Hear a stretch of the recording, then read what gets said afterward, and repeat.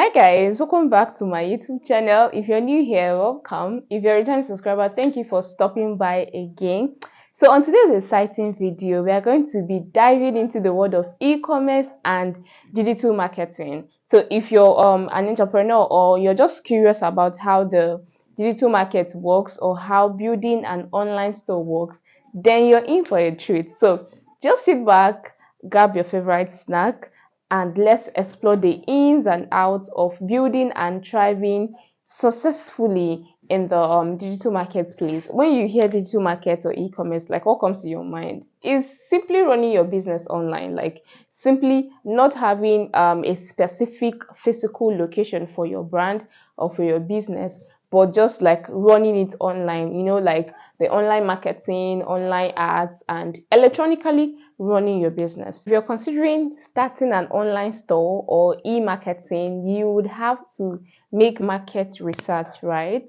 You have to make research, check online, check on social platforms what business could try for you in regardless of the location, right? In this case, we don't have a physical location, so whatever business you do does not have to be limited to the location, because you can deliver, you can ship them, you can use logistics to deliver and all that, because you don't have a physical store. So you're not limited to certain businesses, but you're only limited to businesses that you can handle. Make market research and know what could work for you, and know what is trendy and what people are really in need of, and what can actually like sell perfectly for you. And before you start one, if you're in an online store, you should know that you have a lot of competitors, like you're in a wide range of competition, because a lot of persons are doing the same business that you want to start. You need to find strategized ways in order to stand out in the business that you want to run online, how to like make your own very unique, that customers will still see others but want to come patronize you.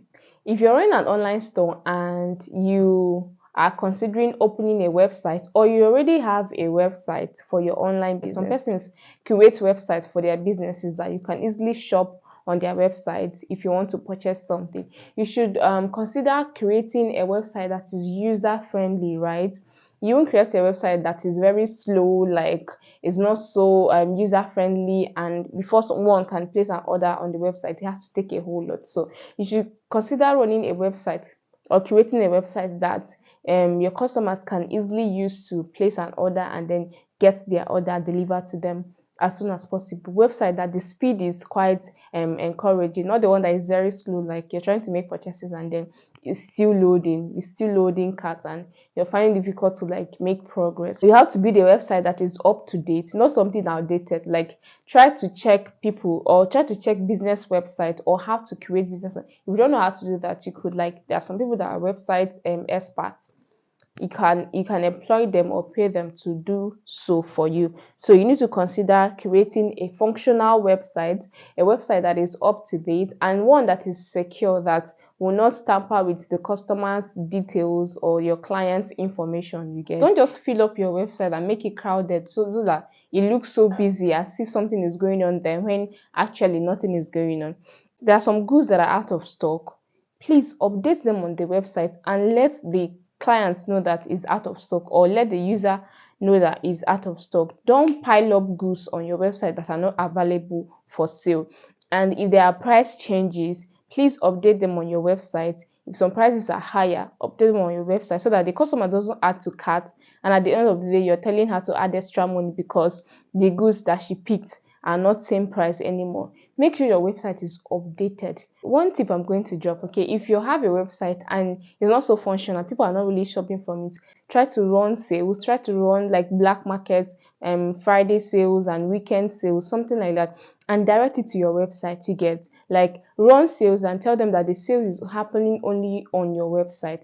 You will see people, they will speedily run to your website. People want something cheaper, and people want to shop quality for like lesser amount. So if you want to have a functional website, try to run some promo sales and everything directly on your website, and people directly go to your website to shop for them, and makes it functional, right?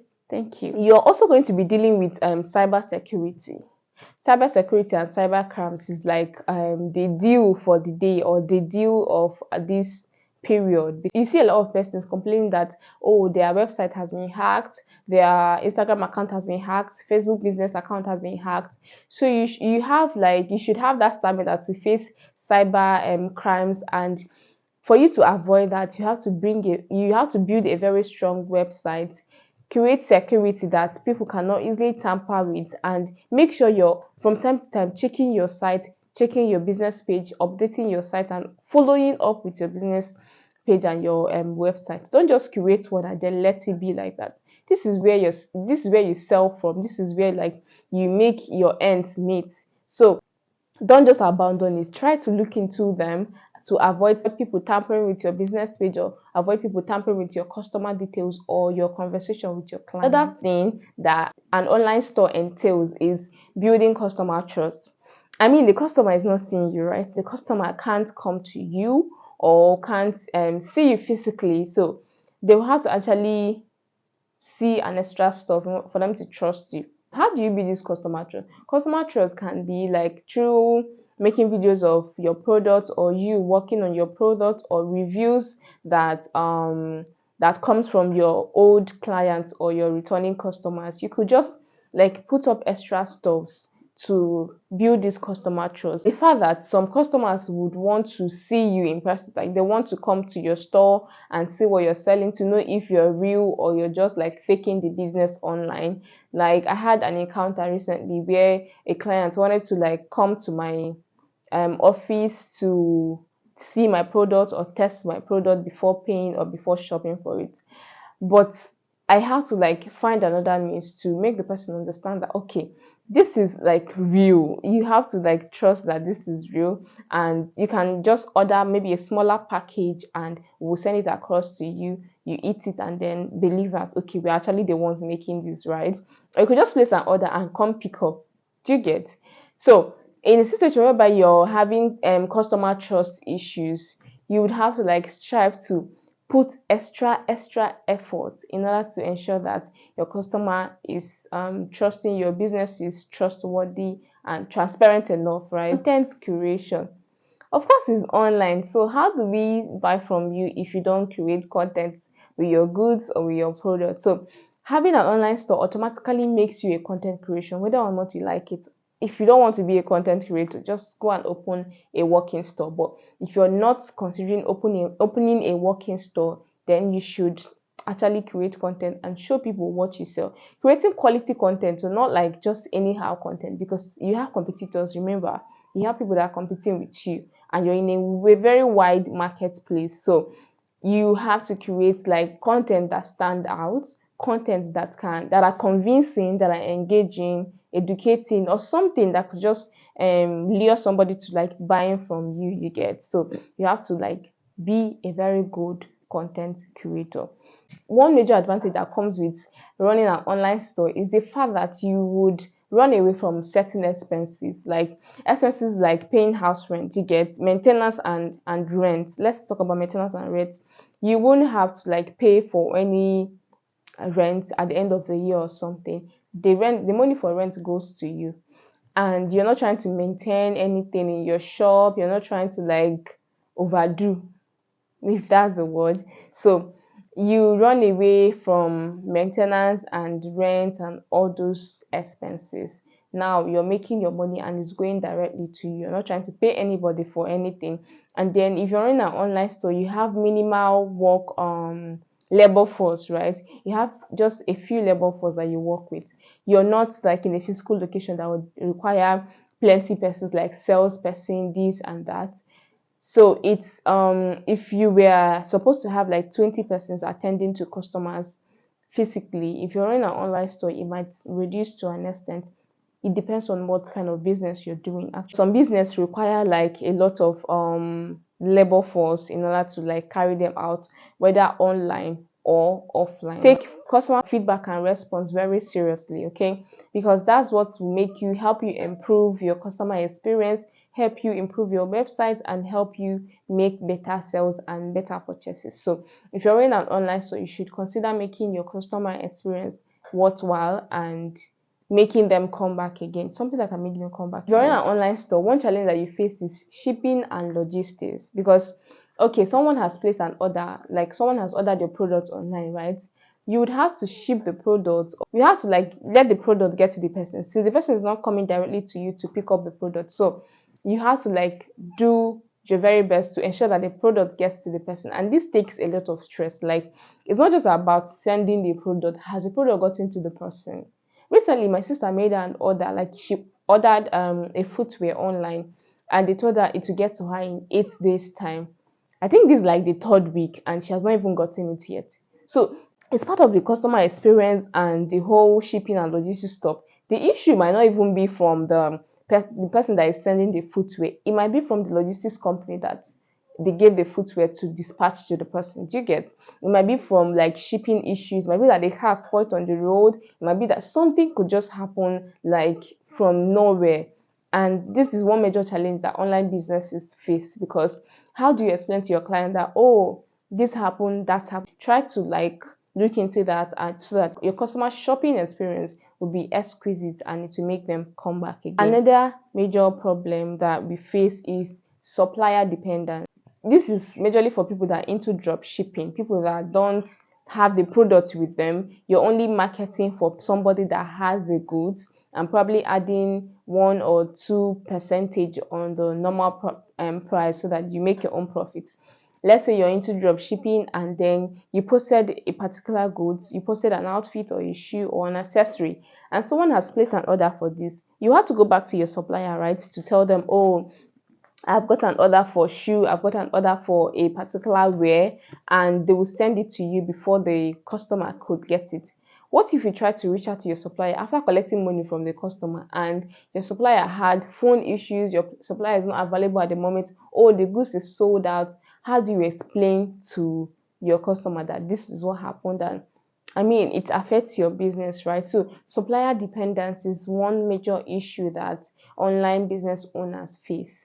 The fact that someone has made an order and you don't have it with you, like you don't have it at the moment with you, you have to like still place an order yourself before you could get it. And before it gets to you and gets to your customer, the whole thing is becoming something else. Like, it's not turning into something that you can't handle, right? So it's one major challenge that you should face. Another thing that running an online store entails is technology integration, adapting to new technology or newer tools or newer ways of marketing your business, following trends. You can't keep using an outdated tool or an outdated every day. Even social media, every day Instagram is updating their, I don't know, tools. Every day Facebook is making an improvement in whatever they use to ensure that users are happy and are excited using their platform, right? So you have to also adapt to new technology. Like, if there's any improvement or anything that is trendy, you have to easily adapt to it. So if you're in an online store, you should consider making payment friendly options. Like, if the money is so huge that the customer is not so sure that she wants to pay in such amount into your account without seeing you in person, without seeing the product, you could opt for instrumental payments, like pay 70%. When you receive your goods, you could pay the remaining 30%, right? Or when we are done processing your goods, we show you pictures and videos, you could pay the remaining 30%. So try to make payment friendly options. Try to have options for payments. Like, try to make payment plans that will work for both you and the customer, because I mean, both of you are in this thing together. So the agreement you make will lead to a successful sale or one that is unsuccessful. So consider making friendly payment plans if you're running an online store. You should put customers' reviews and reputation into like consideration. Don't just take reviews for granted. Don't take your business reputation for granted. I mean, you're trying to protect your business online, electronically. It's not like you have a physical store that one can just access physically. But here, you're trying to do everything. You're trying to impress them online. So try to take your reviews into consideration. If they are giving you reviews of a product, there was time I was trying to shop on Amazon and I saw some reviews of a particular outfit I wanted to buy. It was having a lot of bad reviews. That discouraged me from shopping, right? But if at all I saw one that gave me positive reviews and like very exciting reviews from their customers, I would not even hesitate to shop immediately, right? So Reviews from your clients, reviews from your customers, whether on your website or on your business page, has a lot to do, has a lot to tell on your business. So put it into consideration. It helps build your brand identity and brand reputation. That takes me to brand identity. Consider building a very solid and positive brand identity. Like, build an identity for your brand. This is what my brand is known for. My brand is known for delivering on time. My brand is known for delivering quality products. My brand is known for delivering goods that are very exceptional. My brand is known for delivering exactly what I'm selling. I ordered something online. This is me telling you my story. I ordered something online. I ordered actually a bag from I think a drop shipper online. And when I got the bag, it was totally opposite of what I ordered. Like, it was totally the opposite of what I ordered. What I ordered looked very strong and very nice. It came with same exact color. It came with the same color, the same design, but it was so inferior that I could use it to pack a trash. Like, it was that inferior. Yeah, I ordered a traveling bag, a mini traveling bag, and it came in totally different, like totally opposite. It looks like something you could use to pack nylon. Do you get? So try to make your quality stand out. Try to make your business stand out. Don't give them room for doubt. Don't give them room for withdrawal or stuffs like that. Do you get? So try to keep your brand identity. Build a very strong and quality identity for your brand. Another thing you should consider if you're running an online business is prompt response. Don't keep your customers waiting online. They're not standing in front of you. They're not there to like talk with you and all that. You should have a prompt response. If you're not actively online to respond, you can make some business pages have automatic response for customers. So you could create those automatic responses. Hi, okay, thank you for your message. We're going to respond as soon as possible or as soon as we come online. Try to have a prompt response for your customers and don't keep them waiting, because they might just divert and shop from another person. So if you're running an online store, you have to actively be online. Always be there for your clients. Always be there expecting a customer. I mean, you're posting because you want to sell, right? So try to actively stay online. This digital marketplace is so crowded. You have a lot of persons that are trying to even do better than you. So don't try to slack and lose your clients because you're not actively online. Before you start an online store, you should consider offering a wide range of products or a variety of products that your customers can choose from. Oh, I sell shoes. Don't only sell black shoes. Try to have pink. Try to have sell it in high heels, flats, slippers, and all that. You get. Try to have variety of any product that you're selling, any particular business that you want to venture in. Try to have varieties because people come with different preference. So at the same time, you can make sales and not lose your clients, right? I think the last thing I'll be talking about is about returns and refunds. Online businesses and online stores has a lot to do with returns and refunds, because most times ordered versus what I got, it's not everybody that can take that language. It's not everybody that can spend all the money and then you give them lesser quality of what they ordered. Some of them want to refund. If not, they will drag you online. So a friend of mine ordered something online and then it was not like, it was below quality. He complained to the company and they were like, oh, he can keep them and still get his money back. Like, he can keep those goods and they will refund him, because I think the company is already aware that, oh, these goods are not up to standard and they're of lesser quality. So in order to have issue with your customer, just keep the product. We will still refund you your money. Or you can say, oh, please return the product to us just the way we gave it to you. I think Jumia does that. Like, you can return the product to us, give us 7 days, we'll check it and then refund you or send you a better one. So you should have terms and conditions that are fitting, like for your customer, that will suit your customer, also suit your business. I mean, you put yourself in your customers' shoe or your clients' shoe, you wouldn't want to get lesser quality of anything at all. Do you understand? So if customer complains that this product is below quality, say, oh, Mas, you've not tampered with the product yet, please return it to us. We will refund you or we will give you a better quality of that particular goods, right? So that's one thing you should note. Returns and refunds are very important in running an online store. If you've watched to this point, oh my god, thank you so much. Please kindly click the subscribe button if you've not subscribed to my channel. Please wait now. Click the subscribe button. Click the like button if you like this video and if it's very useful to you. You can share to your friends that are planning to run an online store or those ones that own an online store already so that they can successfully run and thrive in this business. And we'll be talking about how to run a working store in our next video. So do well to click on the notification bell to get notified each time I drop a beautiful video, guys. Thank you for watching. I'm going to see you in my next video.